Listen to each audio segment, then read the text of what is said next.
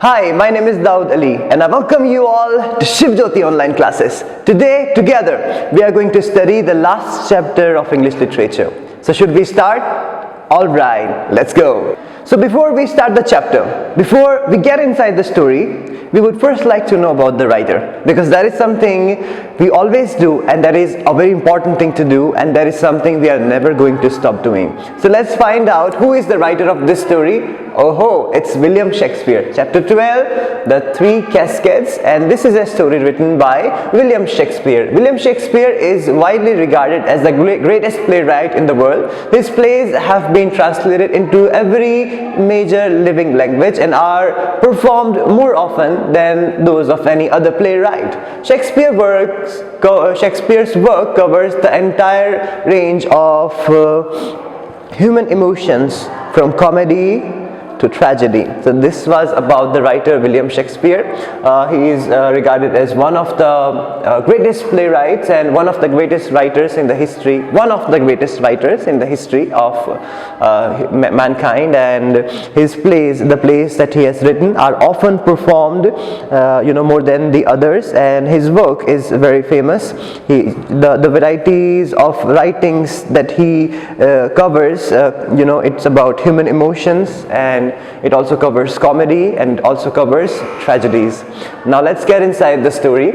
Portia of Belmont is an heiress before her father died. He prepared a will with a few conditions for Portia's marriage. This was to make sure that only a man who loved Portia for who she was and not for her wealth would marry her. So it looks like there was a great king in Belmont, and he had a daughter whose name was Portia. But before her father died, he prepared a will. And because he wanted to make sure that whenever marry his daughter Portia, should love her for who she is, not for how rich she is, and she has a castle, and she has so much money, and she has treasure and soldiers working at her door, and so many servants. Not because of that, but because of the kind of person she really was. That's what he prepared the will for this, and he put some conditions, and we will know about those conditions later as we will advance further in the story. According to the will, there were three cascades. According to the will, there were three cascades. One of gold, one of silver, and the other one of lead. So there are three cascades, as we have the name of this chapter. Three cascades. One is of gold. I'm sure you all know about gold and silver and lead. One of them which had inscriptions on them. One of them had a portrait of Portia hidden inside. In one casket, there is a portrait of Portia's picture hidden inside one of the caskets. But which casket is that? You don't know, I don't know, and people who are going to try, they absolutely don't know. Hidden inside. Only a suitor who chose the casket with Portia's portrait would be eligible to marry her. And the person who will find out, the person who will choose that particular casket which has the picture, which has the portrait of Portia, that person will be eligible to marry her. That person can marry her, and this was the will of her father, the king.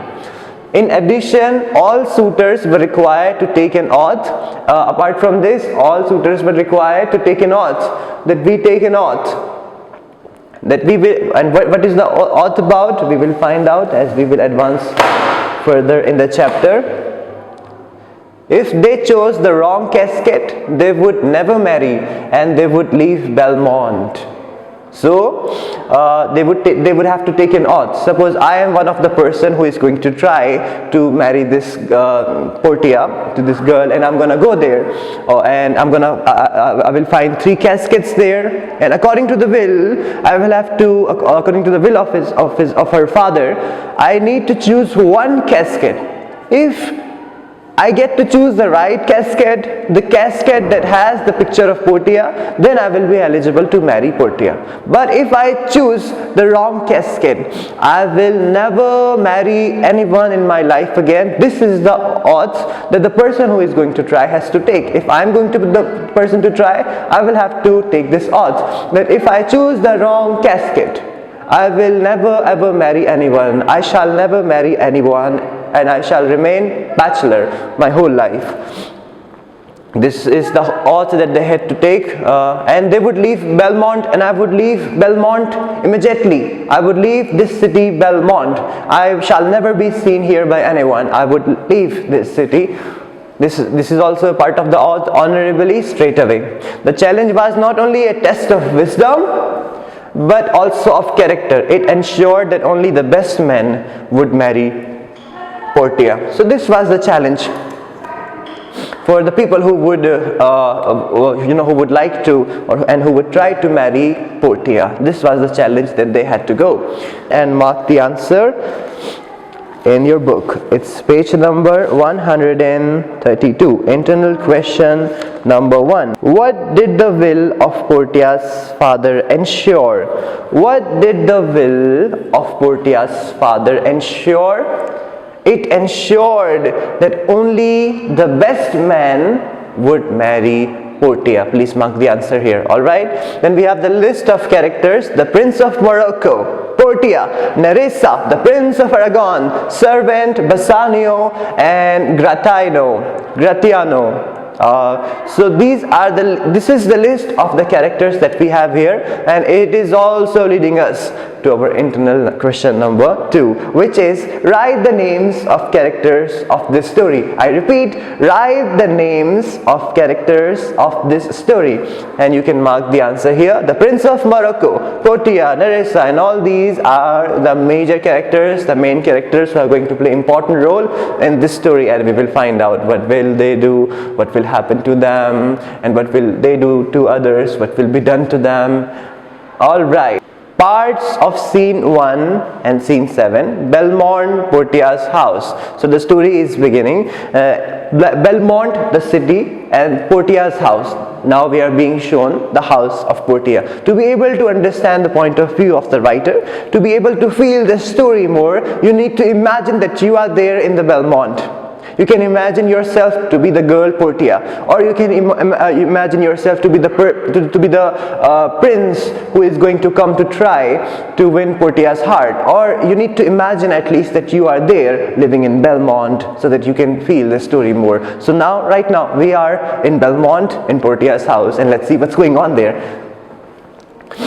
Belmont, Portia's house. Flourish of cornets. Enter the Prince of Morocco, a tawny Moor, all in white, and 3 or 4 followers accordingly, with Portia, Nerissa, and train. And what do we see? The Prince of Morocco is entering the house. Prince of Morocco is entering the house with 3 and 4 followers. Prince of Morocco is coming, and there are 3 and 4 followers behind him, following him, and the train, a group of people, as we see watch in movies. When a prince arrives, or when a king arrives, there are 3-4 bodyguard or soldiers kind of people walking with them. So 3-4 people were following Prince of Morocco, and Prince of Morocco has entered and is entering, and there is this they're playing this music. They have Prince of Morocco then says, "Mislike me not for my complexion, the shadowed livery of the burnished sun. To whom I am a neighbor and near bred, I tell thee, lady, this aspect of mine hath feared the valiant. By my love, I swear, the best regarded ladies of our clime have loved it too. I would not change this hue, except to steal your thoughts, my gentle queen." And the king and the Prince of Morocco says, because he's dark in color, he is dark in appearance. Although color, it never matters if a person is black or white. It never matters. The beauty and the goodness within the heart of a person is the most important. But this Prince of Morocco, since he is black, since he is dark, his complexion is dark, he is underestimating himself. He is being uncomfortable, and he says, "Please do not dislike me because I am dark in color. Please do not dislike dislike me because I am black. Trust me that I am so brave in I'm so brave from the place that I've been coming from, that I have scared the bravest of the competitors. I have scared the bravest of the kings and princes, and I have defeated so many people with my strength. And even the most beautiful ladies of my city, they are all in love with me, and they all like me so much. And I want to change your mind. I want you to think about me and marry me, and I want to try to marry you. And he is delivering his thoughts, he is presenting his thoughts in front of Portia to try to impress her and to express the feelings that he has for Portia. Then Portia says, in terms of choice, I am not solely led by nice direction of a maiden's eyes. The lottery of my destiny bars me the right of voluntary choosing. But if my father had not scanted me and hedged me by his wit to yield myself his wife, who wins me by that means I told you. Your self-renowned prince then stood as fair as any comer I have looked on yet for my affection. Then she says, it's not in my hand to choose to marry you. It's going to happen according to the will of my father, because it was the wisdom of my father which is going to decide my destiny, which is going to decide who am I going to marry. So you have to follow the rules. You have to play that game of 3 caskets. You have to accept that challenge, and then let's see what happens. Prince of Morocco, even for that I thank you, therefore I pray you lead me to the caskets to try my fortune by this scimitar that slew the Sophie and a Persian prince, that won 3 fields of Sultan Solomon. I would owe Esther the sternest eyes that look out brave the hare most daring on the earth, pluck the young feeding cubs from the she-bear, Yah mock the lion when it roars for prey to win thee, lady. And then Prince of Morocco says again that I have defeated 3 sultans, I have defeated that prince, I have defeated that king, and I have fought with bears, I have fought with lion, and here I am to marry you, lady. Please guide me, please show me the way. Where are the caskets? I'm going to try my fortune. I'm going to try this. I'm going to see whether I'm going to be able to marry you. And then Portia, you must, and he's also thanking Portia that thank you for giving me this opportunity to try. Portia then says, you must take your chance and either not attempt to choose at all, or swear before you choose. If you choose wrong, never to speak to lady afterward in way of marriage. Therefore be advised. Now that it's the time of that oath.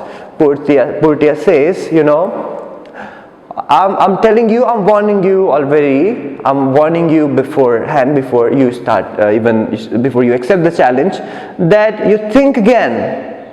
Alright, either don't accept the challenge, or if you are willing to accept the challenge, then take this oath, accept this. Take this oath that if you fail, if your attempt fail, then you will never talk to any other woman in terms of marriage, which means you will never ever ask any other woman to marry you. You will never ever propose any woman to marry you in your whole life. Do you agree to that? And one more condition is there, that if the attempt fails, if he chooses the wrong casket, then he would have to, he doesn't have to tell it to anybody in the world. It has to remain a secret. This secret should always remain a secret. So let's see, what will the Prince of Morocco say now? Prince of Morocco, nor will not come bring me unto my chance. And then he agrees and says, okay, I'm gonna take my chance, I'm gonna try. Portia to Nerissa. Nerissa must be some other girl with the Princess Portia, as we watch in the movies, as we read in the novels, that princesses, the princess always has some friends. So it must be the friend or some servant of the Princess Portia. Portia is now saying to Nerissa, go, draw aside the curtains and discover the several caskets to this noble prince. Now make your choice. And then Portia says to Nerissa, Nerissa, draw the curtains. because it's an open place. It might be an open place like a court, like the courts of king as we watch in films. So she's asking Portia, draw the curtains, make this place hidden, make this place a secret place now, because no outsider should see which is inside the casket. And let's begin the game. The several caskets to this noble prince, and bring the and let this prince use his wisdom. This noble prince use his wisdom to choose the casket he would like to choose. Now make your choice.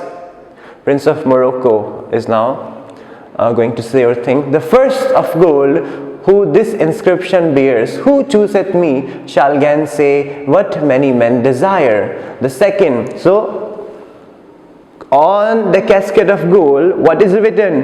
This is written, who chooseth me shall gain what many men desire. That whoever will choose me, the gold casket, will get what many men desire, what many men want, what is the desire of many men. That person who will choose me will get all that. The second silver casket, which this promise carries, and on the silver casket, this is written, who chooseth me shall get as much as he deserves. And the person who will choose the silver casket will get as much as he deserves. It is also a very attractive line. It's going to it's going to attract the people, it's going to attract the suitors, it's going to attract the people who are going to try to play this game, and because people want what they deserve. So this might be a very catchy and attractive line for the Prince of Morocco. Will he choose the silver one? Let's see. The third, dull lead with warning, all as blunt. This is what is written on the dull lead one. Who chooseth me must give and hazard all he hath. How shall I know if I do choose the right? And this is the Prince of Morocco maybe saying or thinking. The third one says that whoever will choose me will have to risk everything that he has. So are you ready to risk everything that you have? So these are the thoughts that are going on in the mind of Prince of Morocco after reading the inscriptions that he has that he got to read on the caskets. Portia, the one of them contains my picture. Prince, if you choose that, then I am yours with hell. Then Portia says, Prince of Morocco, one of the caskets has my picture inside it. If you choose that one, then I am yours, Prince of Morocco. Prince of Morocco, what says this leaden casket? What does this lead casket say? Who chooseth me must give and hazard all he hath. Whoever chooses me will have to give up all he has, and will have to risk everything that he has. What is this written here? Must give for what? I should give up everything for what? For this lead metal, for this cheap metal?